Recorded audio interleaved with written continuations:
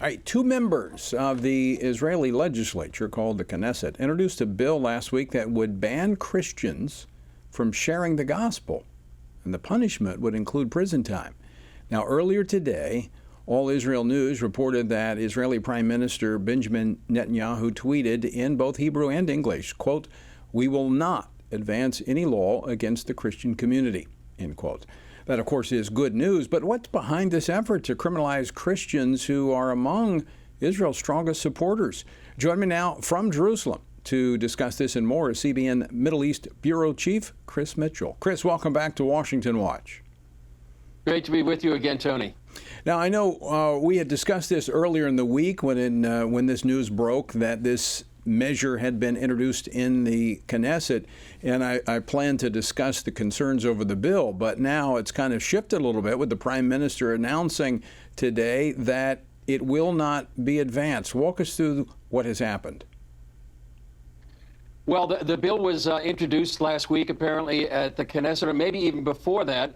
It was a preliminary bill, or it hadn't even gone to a first reading in the Knesset.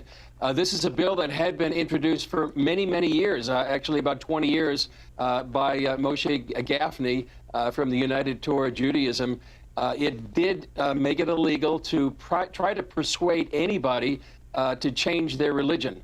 And that was the concern of some in the evangelical community and here, Christian community here in Israel, that might be enacted, only because since it had been introduced for many, many years with no results, the issue for some was that it would, because of the current coalition government, that maybe it would have some opportunity, some chance to pass. But obviously, Prime Minister Netanyahu, who's a great friend of the evangelical community, made that comment, this tweet this afternoon to make sure that there's no concern about this bill passing in this Knesset.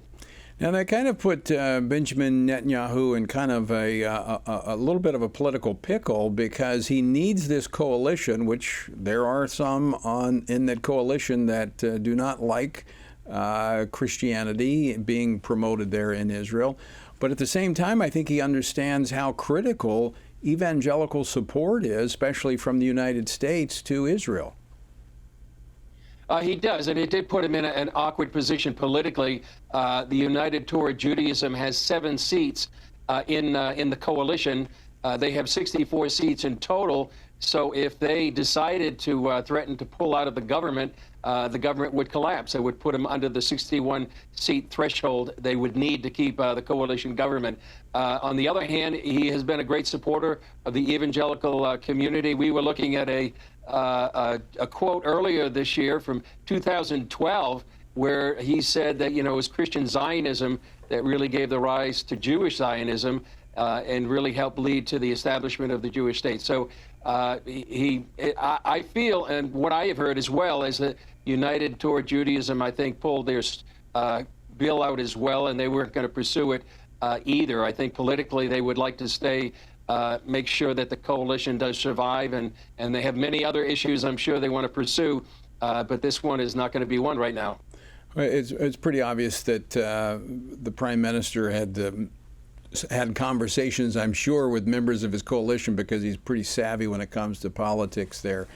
He's the Prime Minister with 9 lives. He keeps going there in Israel. But I want to ask you, Chris Mitchell, about the broader understanding of this relationship with Christians, evangelicals in particular, and the importance that is to Israel and to the Jewish people. How widespread is that, number one, recognized, and number 2, appreciated? Well, I think among a large amount of Israeli society, it is recognized and appreciated. I know Jewish people and organizations that work with Christians highly value the relationship with the Christian community. In the 20-plus years that I've been here, I've seen a great number of organizations that have begun to work with Christian organizations. I can think of the Jewish Agency. They have Christian Friends of the Jewish Agency, Christian Friends of Yad Vashem, Christian Friends of Magen David Adom. So there's been a growing relationship between Christian organizations and the Christian community and the state of Israel. Most of the tourists that come from the United States here to Israel are evangelical Christians.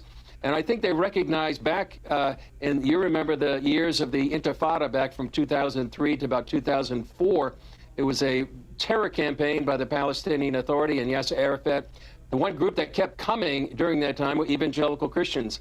And I think many Israelis and Jews recognize that even in dark times, that the evangelical Christians are a great supporter of the state of Israel. Yeah, I was there, spent a lot of time in bomb shelters while I was there during that time. Chris, as the former chair of the U.S. Commission on International Religious Freedom, I mean, I can attest to the fact that Israel has been one of the few places in the Middle East where basic human rights of religious freedom have been recognized. This would be a tremendous break with that, and it'd be, I think, a huge setback for that region of the world if this were ever to advance. Yeah, that's right. We talked to an Israeli legal expert who said that it really goes against the values or the statements in Israel's Declaration of Independence against freedom of religion, freedom of expression, freedom of conscience. Also, we talked to a good friend of yours, I know, Ambassador Sam Brownback, who said that it really violates the UN Charter of Human Rights, which Israel is a signatory to. And as you said, it really is. And he made the same point that you did, Tony. It really is a beacon of freedom here in the Middle East. It's surrounded by nations that are authoritarian or maybe totalitarian, and really is a beacon. The Christian community, by the way, is growing here in Israel, unlike many of the countries around here where the Christians have been persecuted and sometimes driven out. But Israel, stands as that beacon here in the Middle East of freedom. Chris Mitchell, always great to see you. Thanks so much for taking time to join us today, and we're going to continue to encourage our viewers and listeners to be praying for the peace of Jerusalem and for believers there in the land of Israel. Great to be with you, Tony.